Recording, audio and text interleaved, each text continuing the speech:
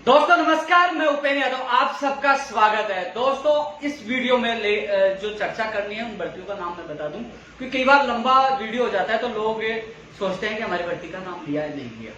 इस भर्ती में मैं चर्चा करूंगा एलडीसी भर्ती 2018 के जो 587 पद कम किए गए थे ओबीसी और जनरल के, उसके बारे में चर्चा करूंगा। मैं चर्चा करूंगा जेएन भर्ती 2020 का सिलेबस और फॉर्म रीओपन को लेकर, साथ में ही कनिष्ठ अनुदेशक भर्ती के परिणाम को लेकर, सूचना सहायक भर्ती 2018 की एक और सूची को लेकर, पुस्तकालय अध्यक्ष, फार्मासिस्ट और पटवारी की परीक्षा तिथि को लेकर। दोस्तों इसके अलावा नई ग्राम सेवक भर्ती और एनटीटी का परिणाम को लेकर, मोटर वाहन उपनिदेशक की जो अभ्यर्थना गई थी उसको लेकर, स्टेनोग्राफर की जो वर्तमान क्या स्थिति है उसको लेकर, रीट 2020 को लेकर मैं चर्चा करूंगा। हालांकि रीट 2020 के बारे में मैंने पहले बहुत कुछ बता दिया, लेकिन कुछ पॉइंट्स अब आज और मैं आपको बताऊंगा। इसके अलावा 2018 एलडीसी की जो कुछ विभाग है, जो संस्कृत एजुकेशन की जो है, इसके अलावा जो होम्योपैथिक यूनानी वाला जो समस्या आ रही थी उसको लेकर, सबसे पहले मैं एलडीसी भर्ती 587 के लिए चर्चा करना चाहूंगा। दोस्तों लगातार उन अभ्यर्थियों को धन्यवाद जो कॉल के माध्यम से, मैसेज के माध्यम से तमाम एमएलए को कॉल और मैसेज कर रहे हैं। इसके अलावा कभी ट्विटर बात के माध्यम से आप देश और प्रदेश में ट्रेंड कराने का काम कर रहे हैं। दोस्तों मैं बहुत कम बोल पाता हूं, तो कई लोगों को लग गया कि कहीं यादव 587 को भूल गया। नहीं भूला, मैं खुद जयपुर आपके जो गगन चौधरी के साथ जाकर राजेंद्र यादव जी मंत्री उनसे मिला था, उनसे पूरी हमने रिपोर्ट बनवाई थी, उन्होंने सीएम में भेजा था। और फिर मेरी मंत्री राजेंद्र यादव जी से बात हुई, उन्होंने सीएम से बात वहां कर ली। जो अभी जो एमएलए के साथ उनकी मीटिंग चली राज्यसभा चुनाव को लेकर, तो उनके बाद मुझे सीएमओ में टाइम मिला 15 तारीख को 5 बजे। मैं खुद सीएमओ में आपकी भर्ती के साथ तमाम और भी मुद्दे थे, लेकिन प्राथमिकता के साथ आपकी बात रखी है। आज भी गगन चौधरी को मैंने फोन पे लाइन पे बात करवा के सीएमओ में बात भी करवाई थी, और इसमें ताजा अपडेट यही है क्योंकि अब उन्होंने पूरी जो वापस से फाइल जो रिपोर्ट बनी है वो माननीय मुख्यमंत्री तक भेजी गई है। दोस्तों मुख्य सचिव साहब की भी रिपोर्ट है। अच्छी ये न्यूज है आप लोगों के लिए कि इसमें रिपोर्ट में जो एआरडी विभाग की तरफ से जो उन्होंने जवाब दिया वो भी है, सीएमओ का जवाब भी है, मुख्य सचिव साहब का जवाब भी है, और इसमें पदों का विवरण दिया गया है कि एलडीसी के पद हमारे पास इतने खाली है, हो सके तो इन जो पद कम किए गए ओबीसी जनरल को वहां एडजस्ट किया जा सकता है। ये भी इसमें रिपोर्ट में एक पॉजिटिव अपना मामला सामने आया है। माननीय राज्य मंत्री राजेंद्र यादव जी भी कोशिश करे, तमाम एमएलए भी कोशिश करे, और मैं खुद जाकर आपकी बात रख के आया था। प्रयास हम बेहतरीन कर रहे हैं, क्योंकि मैं लगातार कई लोगों को कॉल मैसेज आ रहे थे, मैं उनको ये कह रहा था गगन से बात कर लीजिए, क्योंकि मैं एक ही व्यक्ति को बता सकता हूँ कि आपके मामले में क्या चल रहा है, मैं सबको नहीं बता सकता।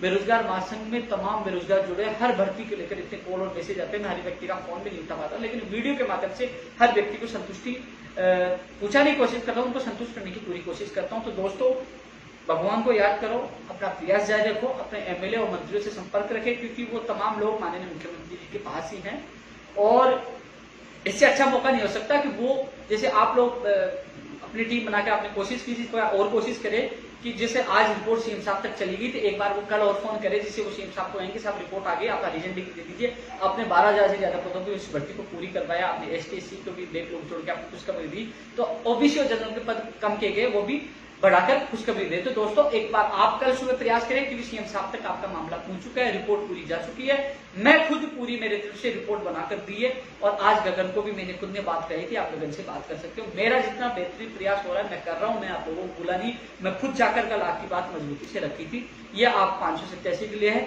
मैंने भी प्रयास किया था माननीय मुख्यमंत्री जी से मिलने का, लेकिन मुख्यमंत्री जी के ओएसडी ने कहा कि 19 तारीख के बाद आपकी मुलाकात हो पाएगी, लेकिन माननीय राज्य मंत्री राजेंद्र यादव जी और एमएलए के द्वारा बात पूछा दी गई है। मैं खुद सीएम में आपकी बात रख चुका हूं। अब दुआ करो कि हमारा प्रयास सफल हो और आपके सपने साकार हो। इसलिए आप ये न भूले कि मैं आपको भूल गया, ट्वीट में नाम नहीं डाला, नहीं, ट्वीट में नाम से कोई मतलब नहीं है, काम से मतलब रखो। मैं मेरे तरफ से बेहतरीन प्रयास कर रहा हूँ, मुझे ना श्रेय चाहिए ना वाई चाहिए, बस आपके आंखों में जो आंसू मेरे देखे, आप लोगों ने जितना संघर्ष किया, लाजवाब संघर्ष था, संघर्ष में सैल्यूट करता हूँ। आपका भाई पहले भी साथ था, आज भी साथ। मैंने पहले वीडियो में कहा था कि आप लोग मुझे अनशन के लिए कहोगे तो मैं बैठने के लिए आपके साथ तैयार हूँ, बस थोड़ा सा इंतजार था माननीय मुख्यमंत्री से मिलने का, क्योंकि जब सरकार पॉजिटिव है, माननीय मुख्यमंत्री जी सुन रहे हैं, उन्होंने रिपोर्ट मांगी है, तो हमें माननीय मुख्यमंत्री जी पे विश्वास करना चाहिए। अब मैं बात करना चाहूंगा जेएन भर्ती 2018 का सिलेबस के लिए। दोस्तों कल या परसों क्योंकि सिलेबस को लेकर विभागों के अधिकारियों से मीटिंग हो चुकी है।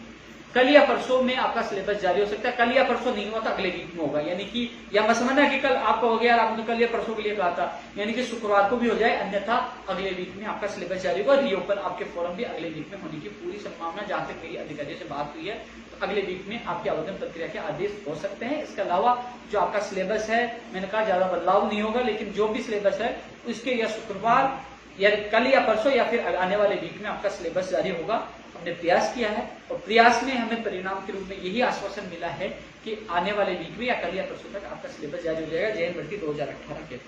कनिष्ठ अनुदेशक के लिए है कि डेटा अब आया, पहले आपका सारा डेटा नहीं आया था, अब लगातार परिणाम का इंतजार करें। मुझे पता है कि पहले आप दस्तावेज सत्यापन का इंतजार किया, तभी मैंने आपकी बात मजबूती से आपके अभ्यर्थियों के साथ अधीनस्थ बोर्ड में जाकर चेयरमैन साहब के सामने रखी थी आपका दस्तावेज सत्यापन हुआ। लेकिन अब संभावना यह है कि अगले वीक में आपका परिणाम आ सकता है, यह आश्वासन दिया है, लेकिन फिर भी किन्हीं कारणों से नहीं आया, तो इस महीने में 100% आएगा। संभावना अगले वीक की है, अगले वीक में नहीं आया तो 1-2 दिन और आग लग सकता है, इनके आने वाले वीक में 100% आ जाएगा, लेकिन संभावना कल की। क्योंकि कई बार क्या होता है कोरोना के कारण, क्योंकि जो लेट हुआ, चाहे जेएन का सिलेबस हो चाहे कनिष्ठ अनुदेशक का, क्योंकि वहां कोरोना का एक मरीज था जो संविदा पे लगा हुआ था, उसकी डेथ हुई थी, तो कई कारण थे, वहां स्टाफ नहीं आ रहा था, लेकिन अब स्टाफ सुचारू रूप से आ रहा है। तो आने वाले वीक की संभावना है, यदि आने वाले वीक में नहीं हो पाया, क्योंकि कई बार कई टेक्निकल प्रॉब्लम होती है या कई लोग कर्मचारी नहीं आ पाते, नहीं तो उसके आने वाले वीक में आपका परिणाम आ जाएगा। 2 वीक का मतलब यह महीना, यानी कि इस महीने में आपका परिणाम 100% आएगा। कनिष्ठ अनुदेशक वालों के लिए कि लगातार इनका कॉल और मैसेज मुझे मिल रहे हैं, तो बस इंतजार करिए आने वाले वीक का या उससे अगले वीक का आपका परिणाम आएगा। सूचना साइट का भी यही था कि जो मैंने पोस्ट भी की थी, इस वीक के अगले वीक तक आपका एक जो सूची जारी हो जाएगी। लेकिन जो कोरोना वाली जो दिक्कत आई, जिसके कारण आपकी भी सूची अटक गई थी, लेकिन शुक्रवार को जब भी मीटिंग होगी, जब बोर्ड की जो मीटिंग होती है, उसमें फाइनल हो जाएगा, परिणाम आपका बनकर तैयार है, या तो कल या परसों या फिर आने वाले वीक में ही आपका परिणाम हो जाएगा। क्योंकि मैं कल और आने वाले वीक के इसलिए लगातार इसलिए कह रहा हूँ कि बोर्ड की मीटिंग में भी कई निर्णय लिए जाते हैं, वो शुक्रवार को मीटिंग हो जाए या अगले वीक में हो जाए, तो उस मीटिंग में आपका हरी झंडी मिल जाएगी और आपकी सूची जारी हो जाएगी। तो कल या यानी कि कल गुरुवार है, शुक्रवार को, शनिवार संडे आपको पता है छुट्टी रहती है, तो कल या परसों या शुक्रवार को या फिर अगले वीक में आपको कुछ भी मिल जाएगी। जहां तक मेरे अधिकारियों से बात हुई है, दोबारा मैंने बात की, कोरोना की वजह से आपने देर हुई। अब पुस्तकालय अध्यक्ष और फार्मासिस्ट की परीक्षा को लेकर दोस्तों कई लोगों के कॉल और मैसेज आ रहे हैं। सितंबर अक्टूबर में आपकी एग्जाम प्रस्तावित है, सितंबर अक्टूबर में आपकी एग्जाम प्रस्तावित है, मैं दोबारा कहना चाहूंगा। इसके अलावा पटवारी की नवंबर दिसंबर में प्रस्तावित है। यदि इसमें कोई समस्या आती है तो अगले साल भी जा सकती है, लेकिन पुस्तकालय अध्यक्ष और फार्मासिस्ट की एग्जाम तो सितंबर अक्टूबर में प्रस्तावित है। इन्हीं 2 महीनों में कभी भी आपकी एग्जाम होगी। इसके अलावा नवंबर दिसंबर में पटवारी की एग्जाम प्रस्तावित है, आगे भी जा सकती है, क्योंकि इसमें संख्या ज्यादा है, कोरोना को मद्देनजर रखते हुए आगे भी जा सकते हैं। संभावना नवंबर दिसंबर की ज्यादा है, दिसंबर की ज्यादा है, अन्यथा अगले साल भी इसकी एग्जाम फरवरी मार्च या जनवरी कभी भी हो सकती है। ग्राम सेवक की अभ्यर्थना अधीनस्थ बोर्ड पहुंच चुकी है। आपको पता है रेडियोग्राफर की और लैब टेक्नीशियन की जो विज्ञप्ति जारी हो चुकी है, ग्राम सेवक की भी हो चुकी है, लेकिन इसमें समय लगेगा। इस महीने में आपकी अभ्यर्थना मुश्किल, आपकी विज्ञप्ति जारी होना मुश्किल है। जुलाई अगस्त में इसकी अभ्यर्थना जारी हो सकती है। कुछ इसमें थोड़ा सा टेक्निकल प्रॉब्लम सामने आ रही है। एनटीटी का डेटा अभी तक नहीं पूछा, इसमें सबसे ज्यादा फर्जी अभ्यर्थियों के कारण छटनी में समय लग रहा है। तो एनटीटी का परिणाम तभी आएगा जब डेटा अधीनस्थ बोर्ड पहुंचेगा। अभी तक अधीनस्थ बोर्ड डेटा नहीं पूछा। अब मोटर वाहन उपनिरीक्षक का मामला, जो पहले आरपीएससी के पास अभ्यर्थना की थी, फिर अधीनस्थ बोर्ड में आई, लेकिन अधीनस्थ बोर्ड में जो इंटरव्यू वाला मामला था, इसमें सदस्य नहीं है, इस कारण इन्होंने भी लौटा दिया। अब वो फाइल कार्य विभाग में पड़ी है। कार्य विभाग अब इसको फाइल को या तो आरपीएससी भेजेंगे या फिर यहाँ सदस्यों की नियुक्ति होती है तो अधीनस्थ बोर्ड आ सकते हैं। संभावना आरपीएससी की है। तो दोस्तों जैसे ही मैं अब सचिवालय जाऊंगा तो एक बार कार्य विभाग में रोली सिंह जी से मिलकर इस फाइल को जल्द से जल्द चाहे आरपीएससी हो चाहे अधीनस्थ बोर्ड पूछने की कोशिश करेंगे, जिससे इसकी अभ्यर्थना जारी हो सके तो कल आरपीएससी ही, ज्यादा संभावना आरपीएससी की है। स्टेनोग्राफर के लिए दोस्तों सीएमओ में मैं जब 15 तारीख को मैं जाके आया था, मैं नोट करा के आया था, आज इस पर चर्चा भी हुई थी। कोशिश करेंगे कि कल आपकी फाइल निकल बनेगी, क्योंकि पूरी कोशिश करेंगे। मुझे कल के लिए कहा है कि एक बार कल वो संपर्क करे, तो कल मैं सीएम सचिव साहब से बात करूंगा, जिससे ये जल्द से जल्द अभ्यर्थना अधीनस्थ बोर्ड पूछे, जैसे पूछते ही मैं आपको सूचित कर दूंगा। अब मैं चर्चा कर रहा हूँ रीट 2020 के, क्योंकि दोस्तों रीट 2020 के लिए मैंने पूरी डिटेल आज तक की रीट और आरटीटी परीक्षा आपको मैंने सुना दी थी, क्या कहानी थी। लेकिन लगातार लोगों के कॉल मैसेज आ रहे हैं, कोई कह रहा है 1 एग्जाम हो, कोई कह रहा है 2 एग्जाम हो। लेकिन दोस्तों जो मीटिंग हुई थी उसमें यह भी तय हुआ था कि यदि 2 एग्जाम होते हैं तो एक एग्जाम जैसे माध्यमिक शिक्षा बोर्ड करवाता है तो सेकंड एग्जाम कौन कराएगा? माध्यमिक शिक्षा बोर्ड करवाएगा। क्या उन्हीं को दोनों एग्जाम दे दी जाए, या बीकानेर निदेशालय के द्वारा जो बीएसटीसी की जो एग्जाम करवाते हैं उनसे करवाई जाए, या पंचायत राज से करवाई जाए, या फिर एक एग्जाम हो? देखो दोनों फार्मूलों पे चर्चा होगी। माननीय मुख्यमंत्री जी की राय के बाद शिक्षा मंत्री जी फाइनल करेंगे। वेटेज घटाया गया है, यानी कि 90-10 की उनके पास फाइल चली है 70-30 के बजाय, और 1-2 एग्जाम को लेकर अब उन्होंने सबने अपना नोट बना दिया अधिकारियों ने, और अब इसमें माननीय मुख्यमंत्री जी को निर्णय लेना है, और वो सीएम साहब से भी राय लें तो वो उनके जब उन्होंने कहा था कि वो सीएम साहब से भी राय लेंगे, लेकिन अब निर्णय है क्योंकि अभी शिक्षा मंत्री जी को राज्यसभा चुनावों में जिम्मेदारी दे रखी है, वो वहां व्यस्त है। यदि समय निकाल के बीच में आ गए हो जाए तो हो जाए, लेकिन आपको पता है 2 दिन बचे हैं, शायद मुश्किल हो पाए। 19 तारीख के चुनाव है, तो ऐसे में 19 तारीख के बाद मीटिंग होगी, तैयारी है। अब इसमें फाइनल पैटर्न तय होगा। वैसे संभावना 2 एग्जाम की ज्यादा है, लेकिन अब माननीय मुख्यमंत्री जी ने कह दिया कि 1 एग्जाम हो, तो अभी तक फाइनल नहीं हुआ। ये जो अधिकारियों से और जो जहां तक अनुमान है 2 एग्जाम पे ज्यादा जोर दिया गया था, लेकिन अब इसमें चर्चा होगी कि कौन से एग्जाम में नुकसान है, किस लिए फायदा है। मेरी तरफ से जो मैंने बात रख दी है, आप लोगों की बात रख दी है, क्योंकि वेटेज समाप्त होना चाहिए।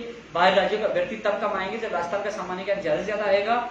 इसके अलावा फर्जी डिग्री वाले जो बाहर हो, जो लग गए वो वापस नहीं आए। तमाम चीजें मैंने मजबूती के साथ रखी है, क्योंकि ये चीजें तमाम लागू होंगी। यदि एडिशनल डिग्री, फर्जी डिग्रियां बीए की हैं, जिससे वेटेज का समाप्त होगा तो आप ही लोगों को फायदा होगा, पढ़ने वाले अभ्यर्थियों को। सामान्य ज्ञान ज्यादा आएगा तो आप ही राजस्थान वालों को ज्यादा फायदा होगा, कि बाहरी राज्य वालों को कम पता है, क्योंकि जो रीट का सिलेबस तो अन्य राज्य के अभ्यर्थी उससे तैयारी कर सकते हैं, लेकिन ये पूछ ले जीर्ण माता का मंदिर का है तो आप लोग ही बता सकते हो, और लोग नहीं बता सकते, तो सामान्य ज्ञान से आप लोगों को फायदा होगा। जो लग चुके हैं उस प्रमाण पत्र से वापस नहीं आएंगे, क्योंकि रीट यदि पात्रता होती है तो उनकी भी पात्रता में शामिल किया जाएगा। लेकिन सारे जो निर्णय होंगे छात्र हित में होंगे। लेकिन एक चीज मैं बता दूं कि जो लोग कह रहे हैं कि हम तैयारी कैसे करें, भैया आप रीट की तैयारी करो। अब भी कह रहा हूं रीट की तैयारी करो। मान लीजिए शिक्षा मंत्री जी है और उन्होंने निर्णय ले लिया कि रीट तो पात्रता है, मैंने पहले कह ही दिया था, एक और एग्जाम करवा रहे, रीट को तो 2 सितंबर को करा देते हैं, तो फिर क्या करोगे? वैसे 2 सितंबर को एग्जाम नहीं होगी, समय बहुत कम है, क्योंकि जून में आपको पता है माध्यमिक शिक्षा बोर्ड बिजी है 10वीं और 12वीं के एग्जाम में। लेकिन फिर भी वो कहते कि नहीं, पात्रता के लिए हमने समय दे दिया है, अब शिक्षा भर्ती के लिए 3 महीने का समय दे, फिर कहां जाओगे? फिर कहोगे मेरे लिए समय नहीं मिला। इसलिए रीट की तो तैयारी करो, रीट की तैयारी आपकी बेहतरीन होगी। और शिक्षक भर्ती का अलग आपको पेपर करवाते हैं तो उसके लिए 3 महीने का समय मिलेगा। इसलिए आप लोग तैयारी जारी रखें, रीट के जो सिलेबस है उसके अनुसार। यदि 1 होता है अच्छी बात है, 2 होते हैं तो आपको 3 महीने का समय मिलेगा। इसलिए लोग अपनी तैयारी जारी रखें। अभी 19 तारीख के बाद शिक्षा मंत्री जी अधिकारियों की मीटिंग लेंगे, उनकी तरफ से अधिकारियों की तरफ से जो तमाम सुझाव उन्होंने जो नोट बनाने तो बना लिए हैं, और जिसमें फाइनल निर्णय होना। लेकिन छात्र में होगा। मैं मेरी बात मजबूती से माने शिक्षा मंत्री जी से भी मैंने रख दिया, लिखित में दे दिया है कि कौन से पैटर्न फायदा है, किसमें नुकसान है। लेकिन मैंने कुल मिलाकर प्रदेश के बेरोजगारों का ध्यान रखा है कि राष्ट्रीय सामान्य ज्ञान भी शामिल हो, कॉमर्स के अभ्यर्थियों को मौका मिले, MA BEd वालों को मौका मिले, MS के आधार पर BEd करें। इसके अलावा जो वेटेज तो समाप्त होना ही है, उन्होंने वादा किया ही था। इसके अलावा जो लग चुके हैं वो वापस है। जो तमाम जो बातें रखी है मैंने आपके हित में रखी है। मैं तो जो दोनों में से जो भी सरकार लागू करेगी उसका स्वागत करूंगा। दोनों ही छात्र हित में है, दोनों ही निर्णय छात्र हित में है। अब सरकार क्या लागू करते हैं? मुझे लोग कह रहे हैं कि 1 एग्जाम होनी चाहिए, कोई कह रहा है 2 एग्जाम होनी चाहिए, लेकिन मैंने बेहतरीन आपके लिए मैंने बात रख दी है। अब माननीय शिक्षा मंत्री जी को फैसला करना है। लेकिन जो अभी जो असमंजस की स्थिति यही थी कि यदि दूसरी एग्जाम होती है तो उसको कौन सी एजेंसी करवाएगी, या माध्यमिक शिक्षा बोर्ड को दे दी जाए, और एग्जाम उसी दिन होगी या 5 दिन बाद होगी या 15 दिन बाद होगी या 2 महीने बाद होगी या 6 महीने बाद होगी, ये भी तय होना है। तो इस पे विचार सुझाव मांगे हैं कि कौन सी एजेंसी करवाएगी दूसरा पेपर होता है तो, और वो किस दिन करवाएगी, उसी दिन या सेम या अलग अलग, तो सब पे विचार किया जा रहा है, क्योंकि इसमें निर्णय लिया जाएगा। मैं तो माननीय शिक्षा मंत्री से निवेदन करूंगा कि आप जो भी मान लीजिए 2 एग्जाम का आप लागू करते हो तो आप सिलेबस, आप कैलेंडर जारी कर दो कि रीट की एग्जाम इतनी तारीख होगी और जो सेकंड एग्जाम कितनी तारीख होगी, और उसका परिणाम कब आएगा, कम से कम बेरोजगार को तैयारी कर सके, कैलेंडर उनका जारी कर सके, उनको राहत नहीं। इसके अलावा पदों की बढ़ाने की मांग कर रहे हैं कि पदों की संख्या भी बढ़ाई जाए। हम लगातार मांग कर रहे हैं, बाद में काफी कॉपी वाले आ जाएंगे, देखो हम भी मांग कर रहे थे, हम लगातार मांग कर रहे हैं पदों की संख्या बढ़ाई जाए, पैटर्न जारी किया जाए और विषय अनुसार बताया जाए कि एसएस में कितने होंगे, संस्कृत में कितने होंगे, विषय का बताइए, लोग उसी प्रकार तैयारी करें। लेवल फर्स्ट में कितने होंगे, सेकंड में कितने होंगे वो भी बताए और कैलेंडर जारी करें। ये लगातार हम मांग करें। शिक्षा मंत्री तक मैंने आवाज व्हाट्सएप में मैसेज टाइप करके उनको पूछा दिया। माननीय शिक्षा मंत्री जो भी निर्णय लेंगे वो छात्र हित में लेंगे, इंतजार करिए। और हालांकि कई लोग कहते हैं कि हमने ये बता दिया वो बता दिया, तो उन लोगों को ये कहना चाहूंगा, मैं रीट के अभ्यर्थियों को ये कहना चाहूंगा, मेरी 24 दिसंबर का शिक्षा मंत्री जी मेरी पर्सनल मीटिंग हुई थी उनके घर पर, मैं धन्यवाद देने गया था रीट की विसंगतियों को खत्म करने के लिए, वेटेज खत्म करने के लिए। आप देखिए मेरे साथ का वीडियो, उसके बाद मैंने एक वीडियो डाल के बताया था कि लेवल 2 के एक और एग्जाम हो सकते हैं, तमाम चीजें मैंने बताई और मैंने ट्वीट भी कर दिया था। फिर काफी लोग, क्या होता है कि मैं ट्वीट करता हूँ तो मैं ट्वीट करने के बाद ग्रुप में नहीं डालता, काफी लोग उसकी कॉपी करके ट्वीट करके उसको उठा के फैला देते हैं, आप लोगों को भ्रमित करते हैं। इसलिए आप भ्रमित ना हो। सबसे पहले ऑथेंटिक न्यूज हमने आपको दी है। न्यूज क्या, हम तो काम करते हैं, संघर्ष करते हैं। हम संघर्ष कर रहे हैं तभी तो वेटेज खत्म हो रहा। पिछली सरकार में हम जेल गए 2018 7 जून को, उसके बाद कांग्रेस के घोषणा पत्र में डलवाने वाला मैं खुद था। और आप वीडियो देखोगे ना जो 24 दिसंबर का, कि हम माननीय शिक्षा मंत्री साथ बैठे, मैं ये कह रहा हूँ कि हमारे संघर्ष से ये भर्ती आई, आपको धन्यवाद। उनके साथ यानी कि संघर्ष से हम लगातार प्रयास करते भर्ती आई, संघर्ष कर रहे थे, सरकार ने हमारी मांग मानी, हमने धन्यवाद दिया शिक्षा मंत्री को, माननीय मुख्यमंत्री जी को। तो हमने संघर्ष से ही घोषणा पत्र में विसंगतियां दूर करने की बात रटवाई थी और संघर्ष हमारा जारी है, जल्दी सफलता मिलेगी। और अभी माननीय शिक्षा मंत्री जी अभी इसमें राज्यसभा चुनाव बीजिए, जैसे 19 तारीख के फ्री होंगे तो वो मीटिंग होगी और मीटिंग में निर्णय होगा। इस बार मुझे पूरा विश्वास, इस बार निर्णय होगा। और जो लोग तैयारी करें उनसे निवेदन है आप नीट की तैयारी करें, जो भी निर्णय होगा आपके हित में होगा। और जो भी सूचना होगी 19 तारीख के बाद मैं भी शिक्षा मंत्री से मिलकर आ रहा हूँ। और जो सेकंड ग्रेड भर्ती 2018 के अभ्यर्थी भी लगातार कॉल और मैसेज कर रहे हैं, मैं खुद से उन्होंने आपकी बात रखा है 15 तारीख को और 19 तारीख को मैं मिल रहा हूँ, चाहे कंप्यूटर शिक्षक की भर्ती हो, चाहे आपका मामला और तमाम जो 2013 सेकंड ग्रेड तमाम जो मामले हैं, मैं शिक्षा मंत्री जी के सामने शिक्षा विभाग की बात रखूंगा। 2018 एलडीसी के जो भी समस्या आई है, चाहे यूनानी होम्योपैथिक हो, चाहे जो संस्कृत एजुकेशन वाला मामला, मैंने बात रख दी है एआरडी में, जल्दी इनका सोल्यूशन होगा। तो दोस्तों इस वीडियो को तमाम अभ्यर्थी को पूछाने की कोशिश करें जो इंतजार कर रहे हैं। जल्द ही मैं आपसे मिलूंगा एक और वीडियो के साथ। जय हिंद, जय भारत।